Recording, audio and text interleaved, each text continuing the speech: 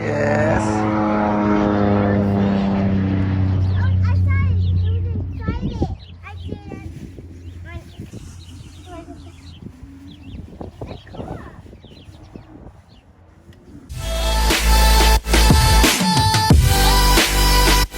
Hello guys and welcome back to the Budget Pro. To do this lift on this type of trucks, I mean, even though they're cheap trucks, really reliable, there's more than just swapping up parts. You have to do a little bit of trimming and a little bit of swapping parts from the stock parts to the lift ones. So in this video I'm gonna show you everything that you need to know to basically do the suspension lift the right way. I've been searching online different things. I've been watching different videos of people. I mean, and to be honest, there's not that many videos that will show you the process of lifting your Ford Ranger. I think I paid $400 for these four wheels, and it's actually 5 wheels. So I ended up paying like I believe $300 for all the suspension here. With the spindles, I think it's like a total of 4-inch lift. It comes with the spindles and the A-arms. These A-arms are the Fabtech A-arms, which are brand new. They cost like $600. So I think I got a pretty good deal out of all these suspension parts being used. I even have like some extra 2-inch spacers for the front, which I think I'm gonna be running 2 more in the back for a wider look. So we got the U-bolts, I mean, and we got the lift for the back, the blocks. We even got the shocks. I think they're the stock shocks. We'll see which ones are better, if the ones that my car has right now or these ones. I think given the springs, they're the stock, but we'll see right now which one we're gonna leave on the truck.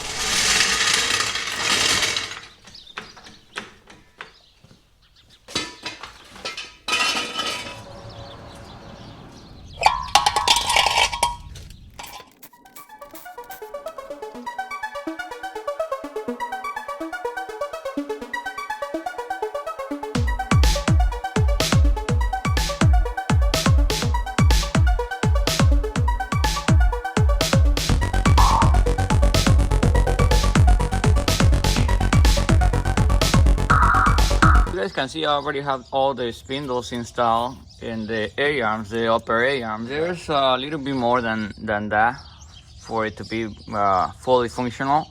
I'm gonna have to take off the ABS sensor ring on the back of the disc, and I'm gonna have to trim the bump stop for the steering. I don't know if you guys can see it on this side. The little nipple there. I'm gonna have to trim it off. We are gonna use the 15mm socket to remove the brakes.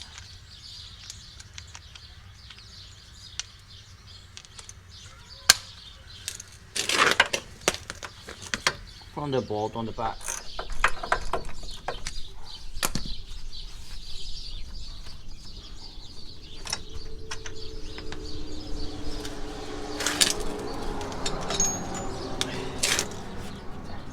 Now we can basically pull it out, the whole thing.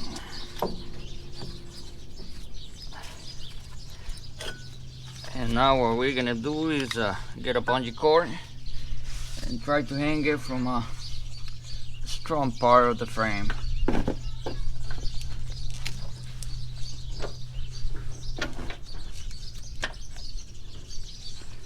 So it won't be hanging on the brake lines. There you go. We are gonna try to get the cotter pin on the steering. There you go. I got one. Now the bottom one too. There you go. Second one. I found out that the easiest way to get this without getting into trouble is basically removing the upper A-arm at the end. You can get all these loose, but I'm gonna go first with the one for the steering. For the rocking pinion one, I think we need the 21 to remove it. There you go. Now we are gonna hit on the spindle because it's like cast iron, so it's gonna basically loosen up.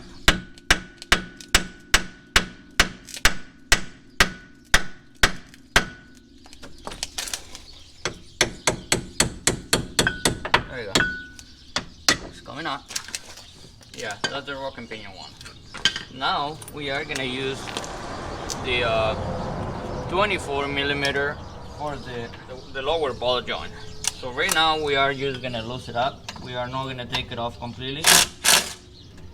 So it'll grab our spindle once we take off the swivel link and the A-arm, upper A-arm bolt. So this thing won't fall on us like completely down to the floor. Now we are gonna try to take this one from the upper ball joint, and for that one I believe we need like 14 millimeter. Okay, so let's take this one off. Don't worry, this one won't fall on you.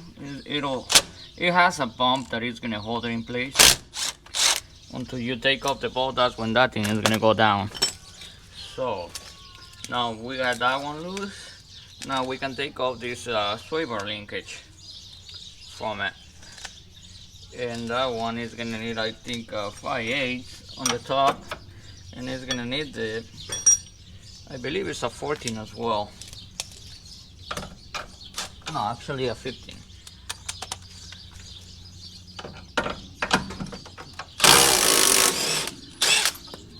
So now what we're gonna have to do is basically get our jack, try to lift it up.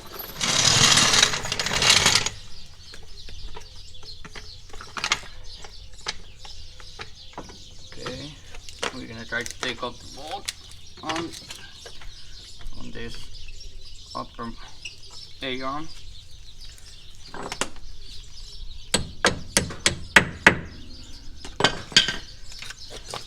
I might use this also.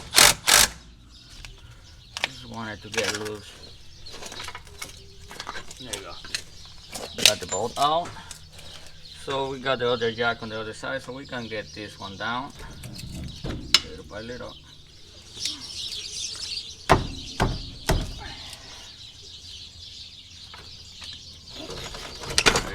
There you go. That thing's coming off. But we need to hit it on the back. So we're gonna put our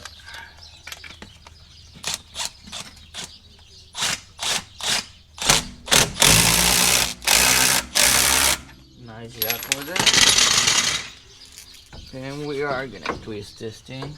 And it's actually loose, so in reality we just need to get the jack from there.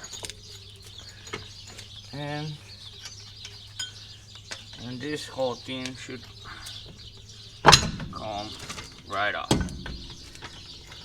as you guys can see. We got it off.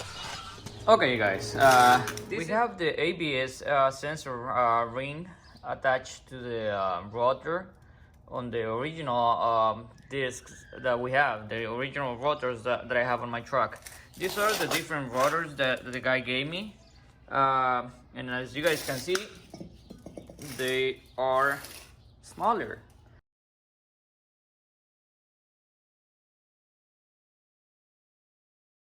That's why I cannot put the brake caliper with this rotor on the spindle.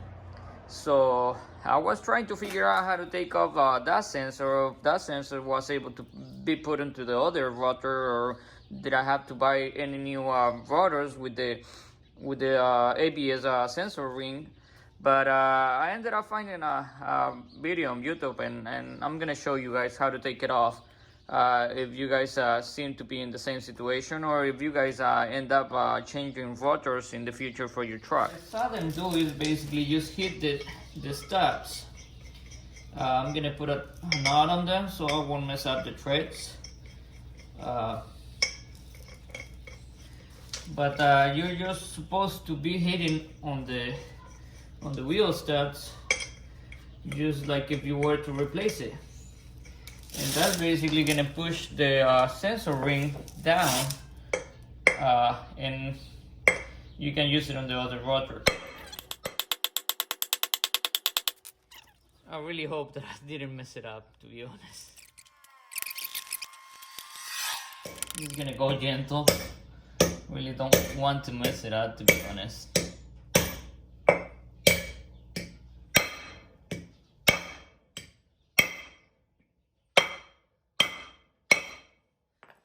Maybe I can try this.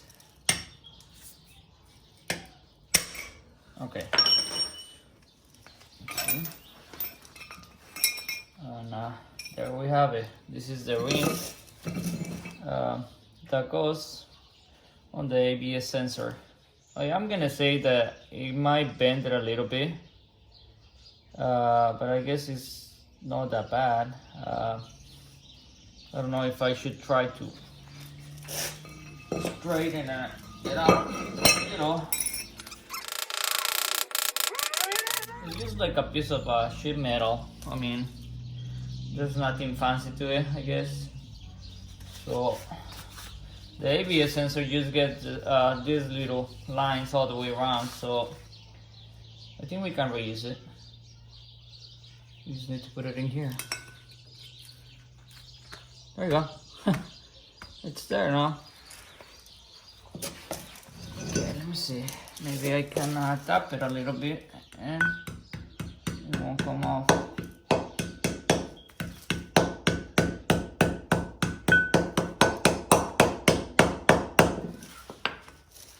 This is the ABS sensor. As you guys can see, this is another piece of metal that is basically just attaching here, and it's basically reading the holes on the ABS sensor. That's why the ABS sensor kind of goes like tapping, because it reads it all the way around. See if I can work on the spindle and the sensor right now. So let me clean it up a little.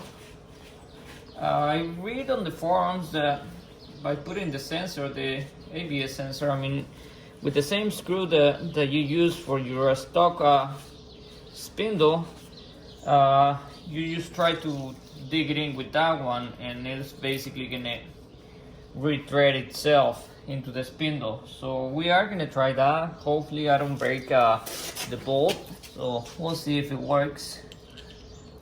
It doesn't need that much threading. It's probably like 1/4 of an inch of threading, and actually it's actually working it.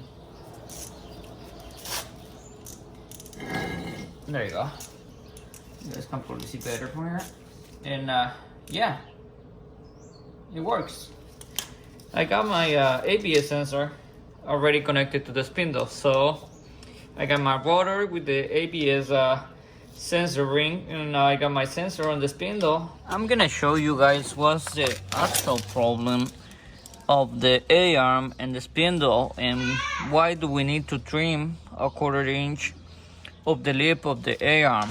And it's basically, if you guys can see, that's the problem. I mean, if this thing is gonna be turning, it's gonna mess up the sensor here on the spindle. So we do have to trim at least 1/4 of an inch all around the A-arm at the bottom. So we don't want to get that sensor broken in the future, stuff like that, because I know it's gonna rub on it. So yeah, we do have to trim all the way around the A-arm. And as you guys can see, that's the main reason why, because this thing is gonna be spinning, and I know it's gonna end up messing the cable or the sensor inside the spindle.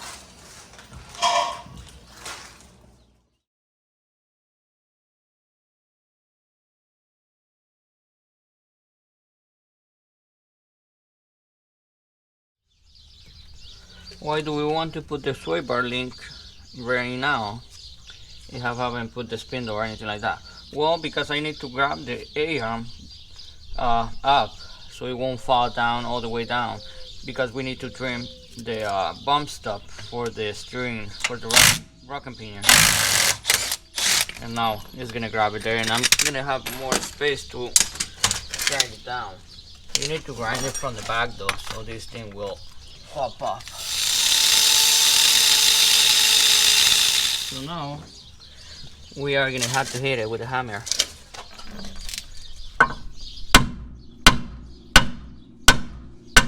There you go. We got the bump stop out. We don't need it. Okay, now that we trimmed the bump stop for the rack and pinion, we are gonna do the cutting of the A-arm, the bottom A-arm, and we're basically just gonna try to cut 1 inch, a quarter of an inch, 1/4 of an inch of the A-arm. So it's basically gonna be just the lip that we need to cut off. The reason for this is because of the sensor, the ABS sensor again. It needs to have some clearance, and if we don't do this cutting part, this part is gonna end up breaking the sensor inside the spindle. So we definitely need to do this quarter inch cutting.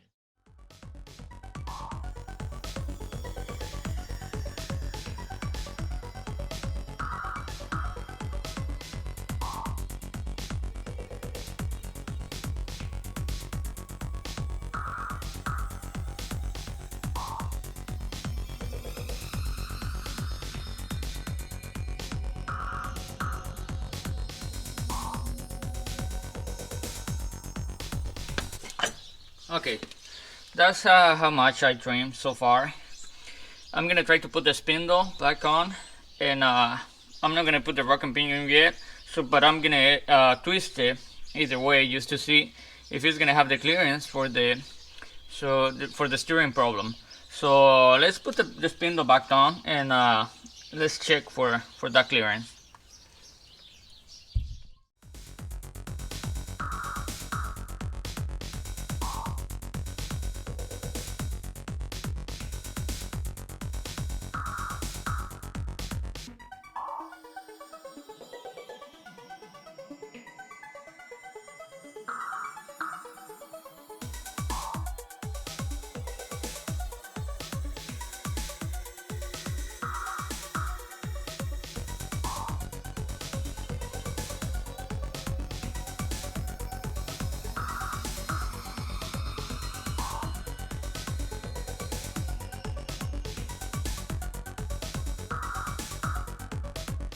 As you guys can see, I'm turning this thing.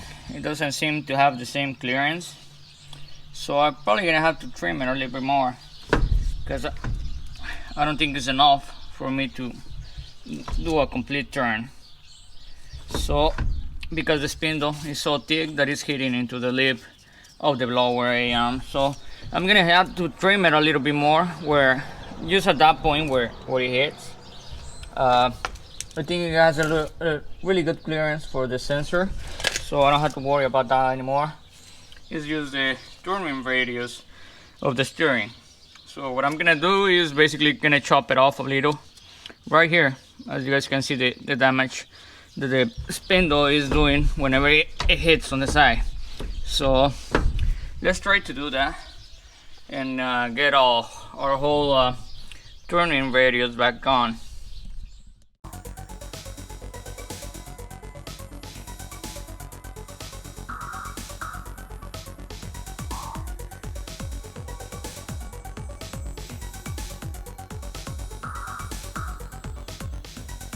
Okay, as you guys can see, the ABS sensor right here is like really tight, so we are gonna try to loosen it up a little so it won't get messed up whenever we turn on the truck.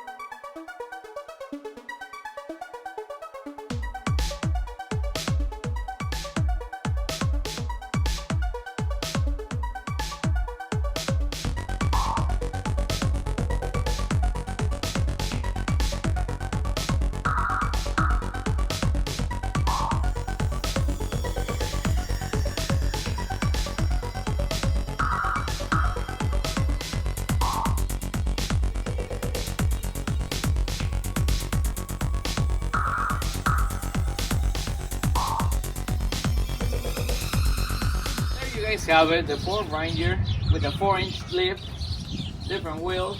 Really hope you guys enjoyed the videos that I made. This is another example of future videos. I mean, I know little by little you could get better doing videos and all that, but I mean, if you guys like what you see, I mean, please consider subscribe and hit the like button. So thanks for watching, and until the next time.